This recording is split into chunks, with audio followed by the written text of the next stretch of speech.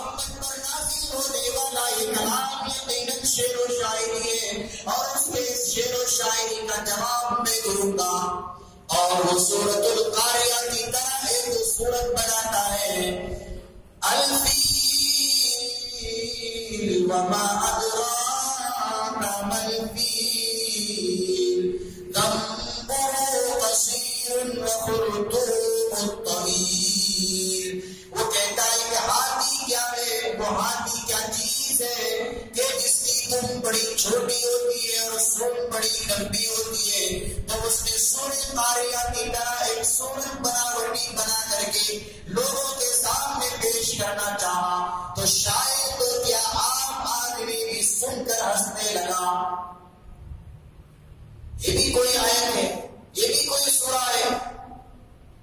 وہ تو اللہ کا کلام تھا۔ اسی زمانے میں میرے آپ کے آقا جناب رحمت کونین رسول کونین